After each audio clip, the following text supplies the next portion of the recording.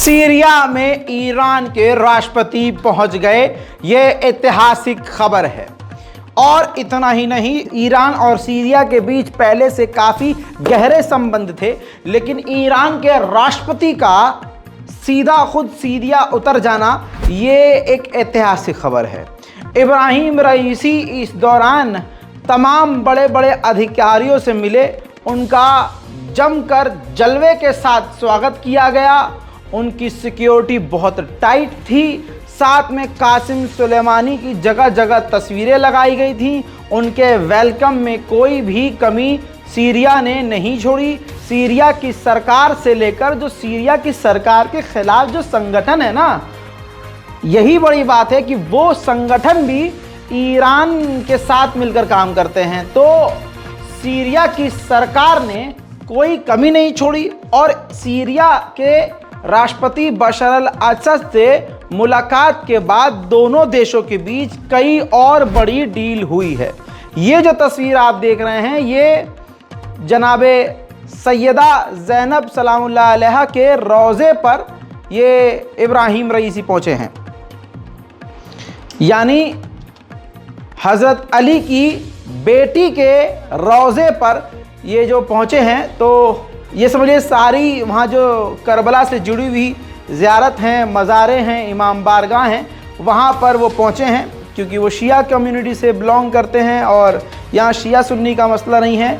इन तमाम मज़ारों पर जहाँ इस्लाम और इमाम हुसैन से जुड़े हुए और हज़रत अली से जुड़े हुए जो भी चीज़ें वहाँ मौजूद हैं, जो यादें मौजूद हैं, वहाँ जो भी चीज़ें हैं, इमाम बारगाह हैं, रोज़े हैं, वहाँ पर सारी दुनिया के मुसलमान पहुँचते हैं। इब्राहिम रईसी भी पहुँचे।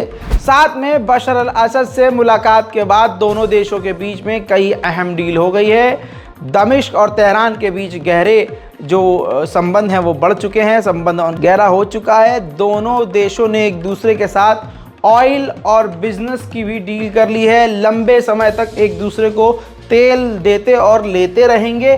साथ में हर तरह के साजो सामान के साथ इन्होंने अपने दरवाजे खोल लिए हैं। हर तरह का ट्रेड ये करेंगे और लंबे समय तक ट्रेड करेंगे। साथ में सीरिया को हथियार तो ईरान देता ही है, डिफेंस में काफ़ी ज़्यादा मजबूती सिर्फ इस अकेले ईरान ने प्रोवाइड करवाई है सीरिया को। तो अब अमेरिका और इजराइल के लिए ये सबसे बड़ा और करारा झटका है जो इब्राहिम रईसी ने, ईरान और सीरिया ने मिलकर दिया है। वहीं दोस्तों बात करें सऊदी अरब की, तो सऊदी अरब से भी एक बड़ी खुशखबरी वाली बात आ रही है सामने। सऊदी अरब ने अपनी एक ट्रेड टीम बनाकर ईरान के लिए रवाना करने की तैयारी कर ली है। जो टीम तेहरान पहुंचेगी, ईरान पहुंचेगी और सऊदी अरब और ईरान के बीच बिजनेस और ट्रेड को लेकर डील करेगी। इब्राहिम रईसी का एक बयान जो अमेरिका और इजराइल के लिए नासूर सा बनने वाला है और जले पे नमक छिड़कने वाला है। एक तो इजराइल के ख़िलाफ़ होने के बावजूद सीरिया पहुंच गए इब्राहिम रईसी, फिर उसी सीरिया से इब्राहिम रईसी ईरान के राष्ट्रपति ने बयान दिया, अलल ऐलान कहा कि इजराइल फ़िलिस्तीन और ईरान से नहीं बच सकता। दोस्तों उधर अभी अमेरिका तिलमिलाया हुआ था, क्योंकि अमेरिका का एक समुद्री जहाज़ जो है, जो तेल लेकर चोरी चुपके ईरान के रास्ते से जा रहा था, अमेरिका गिरफ्तार कर लिया था, सीज़ कर लिया था। इस पर बहुत ज़्यादा नाराज़ था अमेरिका ईरान से। हत्ता कि जो अमेरिका के लॉ मेकर्स हैं उनका ये कहना था बाइडेन सरकार से कि आप ईरान के ख़िलाफ़ बड़ा एक्शन ले लीजिए। अभी ये गर्मा गर्मी चली रही थी कि ईरान ने हॉर्मुज़ के इलाके से एक और ऑयल टैंकर अमेरिका का सीज कर लिया है। ड्रोन तस्वीर दिखा रहा हूँ, ये देख, अमेरिका का एक टैंकर, ऑयल टैंकर, अमेरिका का ये पानी का जहाज़ है, काफ़ी बड़े साइज़ में आपको नज़र आ रहा है। चारों तरफ से इसको IRGC की नेवी ने घेर लिया और तुरंत इसको पूरी तरह से सीज कर लिया है। अब ये तमाचे में तमाचा अमेरिका के मुँह पर है। उधर प्रेस फ्रीडम की 2023 की ताज़ा रिपोर्ट आई है और इस रिपोर्ट की मान्यता सारी दुनिया में है, जिसमें ईरान को लपेटा गया है और ईरान में प्रेस की आज़ादी बिल्कुल ख़त्म बताई गई है। UN ने इन दो महिलाओं को अवार्ड दिया है इस रिपोर्ट के बाद। ईरान की ये दो महिलाएं, ये दो पत्रकार हैं जिन्होंने ईरान में मारी गई माशा अमीनी की खबर को पब्लिश किया था सरकार से बिना डरे, जिसके बाद ईरान की गवर्नमेंट ने इनको गिरफ्तार करके जेल में डाला हुआ है। अभी तक ये जेल से बाहर नहीं आई हैं और अब इन्हीं को जेल के अंदर हैं ये, लेकिन यूएन ने इनको अवार्ड से नवाजा है। इन तमाम चीज़ों के बाद कनाडा ने एक बार फिर से ईरान पर ह्यूमन राइट वायलेशंस को बहाना बनाते हुए और भी कड़े प्रतिबंध लगा दिए हैं। जैसा मैंने आपको कल समझाया था, जंग के दौरान जब इजराइल और गाज़ा के बीच जंग चल रही थी, 18 से 20 घंटे ये जंग चली थी और मैंने आपको कई बातें बताई थी। फॉर एग्जाम्पल याद दिलाना चाहूँगा कि मैंने कहा था पहली बार ऐसा हुआ है कि 16 मिसाइलें एक साथ बैक टू बैक गाज़ा की इजराइल की ज़मीन पर जाकर गिरी हैं, वरना आयरन डोम रोक लेता था। सूडान के हैकरों ने आयरन डोम को हैक कर लिया था, तेल अवीव और इजराइल के दूसरे शहरों की बिजली को भी काट दिया था सिस्टम हैक करके। जिसके बाद गाज़ा ने जब मिसाइल दागा तो आयरन डोम फेल था, लोग अंधेरे में थे और ये बड़े नुकसान इस तरह से झेलने पड़े इजराइल को। इसके बाद मैंने आपको नई बात और बताई थी कि इस बार जब हवाई जहाज़ से एयरक्राफ्ट से हमला करने के लिए इजराइल का फाइटर जेट आया तो नीचे से हमास और फिलिस्तीन के लड़ाकों ने एंटी एयरक्राफ्ट गन से उस फाइटर जेट पर हमला किया, जिसके बाद इजराइल के फाइटर जेट वहां से फरार हुए। इसी तरह आपको बता दूं कि ये भी इतिहास में पहली बार देखा गया कि इजराइल के ऊपर दर्जनों से ज़्यादा रॉकेट गिरने के बावजूद, नुकसान होने के बावजूद इजराइल ने तुरंत एक ही झटके में सीज फायर कर लिया और जंग रोकने के लिए तैयार हो गया और फिलिस्तीन की शर्त भी मान ली कि हाँ अब हम हमला नहीं करेंगे। और मीडिएशन करवाने वाला इजिप्ट यानी मिस्र था। ये तमाम चीज़ें मैं आपको कल ही बता चुका हूँ। अब देखिए ये बात जो मैंने कही है इस पर मोहर खुद यहूदी लगा रहे हैं। यहूदी देखिए सड़कों पर उतरकर प्रदर्शन कर रहे हैं नेतन्याहू की सरकार के खिलाफ। इन कट्टरवादी यहूदियों की डिमांड ये है, इनका मानना ये है कि इजराइल ने गाज़ा को ऐसे जवाब नहीं दिया जैसे जवाब देना चाहिए था और जैसे हमेशा जवाब दिया जाता था। इजराइल ने गाज़ा पर और इस्लामिक जिहाद पर बड़े हमले नहीं किए जबकि हम कर सकते थे। दोस्तों इस तरह की मांग करते हुए यहूदी नेतन्याहू की सरकार पर और नेतन्याहू और अपनी मिलिट्री पर काफ़ी नाराज़गी जता रहे हैं। שהגיע לכאן למחות מדם ליבו על אוזלת ידה של הממשלה, כאמור על כל דיווח שיהיה, כל אירוע אנחנו נשוב ונעדכן. וחזרה אלייך מגי באולפן. כן, בוא ננסה בכל זאת ככה לקבל תמונה, תתקרב קצת, אולי תזוז מהפריים, נראה כמה אנשים הגיעו שם. הנה אתם יכולים לראות שרון, אתה יכול לראות באמת את הקולות, לראות את האזרחים שבאו לך למחות, אפשר לשמוע אותם צועקים. בדרום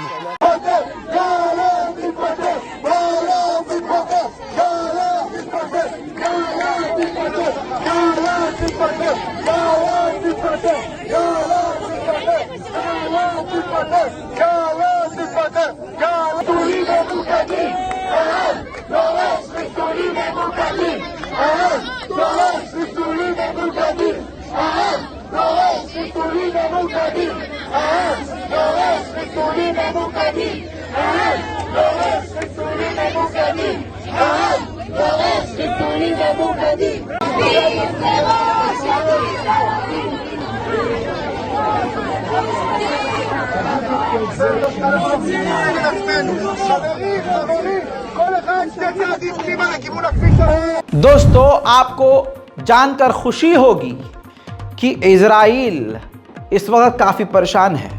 मेरे दोस्तों मैं आपको एक बार और यकीन दिलाना चाहूँगा कि आप रज़ाग्राफ़ी देख रहे हैं तो सबूत के साथ देख रहे हैं और आपके यकीन पर कभी चोट रज़ाग्राफ़ी नहीं पहुँचाएगा। जो मैंने आपसे कहा कि आयरन डोम फेल हुआ उसका सबूत आपके सामने रख रहा हूँ। ये फुल स्क्रीन पर रिपोर्ट इसीलिए है ताकि किसी के दिल में तकलीफ़ हो, कोई डाउट हो तो क्लियर हो जाए। इजराइल ने हाई लेवल की इंक्वायरी बिठा दी है, जांच शुरू कर दी है कि आयरन डोम गाज़ा के रॉकेट्स को रोक नहीं पाया। आखिर क्यों ऐसा हुआ कि हमारा आयरन डोम फेल हुआ?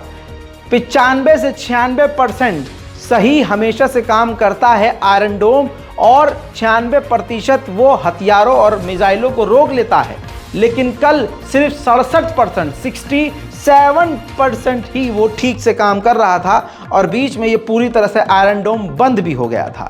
अब जाहिर सी बात है आयरन डोम की ही वजह से इजराइल इतना बचा हुआ है, वरना इजराइल कब का साफ हो चुका होता। उधर इजराइल के फाइनेंस मिनिस्टर ने कहा है कि हम फिलिस्तीनियों को जो रकम मिलती है उनकी बीमारी के लिए, परेशानी के लिए, मदद के लिए, स्कूल के लिए, कॉलेज के लिए, विकास के लिए, हम इन तमाम मदद को सीज करते रहेंगे, पैसों को रोकते रहेंगे, कटौती करते रहेंगे। उधर फिलिस्तीनियों के घरों को लगातार हर दिन तोड़ रहा है इजराइल, लोगों को मार भी रहा है और घरों को तोड़ भी रहा है।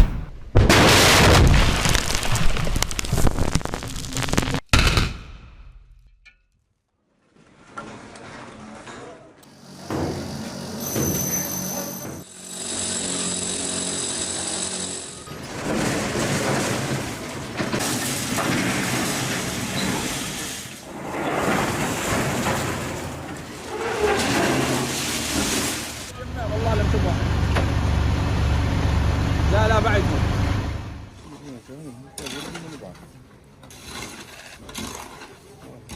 انت وين؟ दोस्तों, आपको अल जजीरा की पत्रकार शरीन अबू याद होंगी, जिनके सर में इजराइल की मिलिट्री ने गोली मार दी थी और इजराइल ने कहा था कि हमने गोली नहीं मारी, ये फिलिस्तीनियों की बंदूक से गोली चली है। लेकिन दूसरी तरफ जांच से भी इनकार कर रहा था यहूदी देश इजराइल। लेकिन अब अमेरिका ने खुद रिपोर्ट पेश करके कह दिया है पूरी जांच के बाद कि यहूदी मिलिट्री की बंदूक से ही गोली शरीन अबू को लगी थी, लेकिन इजराइल के उस स्नाइपर की मंशा नहीं थी कि वो शरीन को गोली मारे, ये गलती से गोली चली थी। अच्छा, मतलब मान तो लिया अमेरिका ने कि हाँ गलती तो इसने करी है, लेकिन बचाव भी कर दिया कि उसका कोई ऐसा इरादा नहीं था। उधर इजराइल के फॉरेन मिनिस्टर यूरोपीय यूनियन के चीफ से मिलने के लिए पहुंचे। यूरोपीय यूनियन के चीफ ने वहीं उनको जलील कर दिया। यूरोपीय यूनियन के चीफ ने सीधा सीधा इजराइल के फॉरेन मिनिस्टर से कहा कि भाई साहब, आप ऐसा सारा काम बंद कर दीजिए जिसकी वजह से टकराव पैदा होता रहे और 2 स्टेट सॉल्यूशन का जो रास्ता है वो पूरी तरह से बंद हो जाए। वहीं यूरोपीय ऑफिशियल ने एक रिपोर्ट जारी करके इजराइल को समझाया है कि आप गल्फ देशों के साथ अपने रिश्ते अब सुधार नहीं पाएंगे, नेतन्याहू को एक्सेप्ट नहीं किया जा रहा है। देखिए दोस्तों, इस रिपोर्ट में यूरोप के ऑफिशियल ने कहा है कि 2 अप्रैल को इफ्तार पार्टी ऑर्गेनाइज करी थी इजराइल ने उन देशों के लिए जिन मुस्लिम देशों के साथ उसके ताल्लुकात ठीक हैं, जिसमें तुर्की और इजिप्ट तो पहुंच गए थे इफ्तार करने, लेकिन उसमें यूएई और बहरीन नहीं गए। तो वो यूएई और बहरीन का ना जाना आपके लिए एक बड़ा मैसेज है कि आने वाले समय में ये गल्फ और अरब देश, मुस्लिम देश आपसे नॉर्मलाइजेशन नहीं करेंगे, बल्कि नेतन्याहू के साथ रिश्ते और बिगड़ रहे हैं। उधर नेतन्याहू तड़प रहा है, बिलबिला रहा है कि कैसे भी बाइडेन उनको बुलाएं, लेकिन अमेरिका ने साफ इनकार कर दिया है कि हम नेतन्याहू को व्हाइट हाउस में बुलाना नहीं चाहते। इस पर नेतन्याहू इतना बिलबिलाया है कि 2 इजरायली अफसर अमेरिका जाने वाले थे, नेतन्याहू ने उनको रोक दिया कि जब हम नहीं जा रहे तो ससुर के नाते तुम क्यों जाओगे। दोस्तों, उधर तुर्की के राष्ट्रपति रजब तैयब एर्दोगान ने ऐलान किया है कि उनको एक बार फिर से बड़ा खजाना मिल गया है, जिसके जरिए अब वो 1 लाख बैरल पर डे ईंधन तेल निकाल सकते हैं और उनका देश अब और भी मजबूत हो चुका है। उधर नॉर्थ सीरिया में अमेरिका ने एयर स्ट्राइक करके अलकायदा के एक लीडर का कत्ल कर दिया है। तस्वीर जारी नहीं की है, सिर्फ खबर अमेरिका ने शाया करी है। उधर गल्फ ऑफ जेनेवा में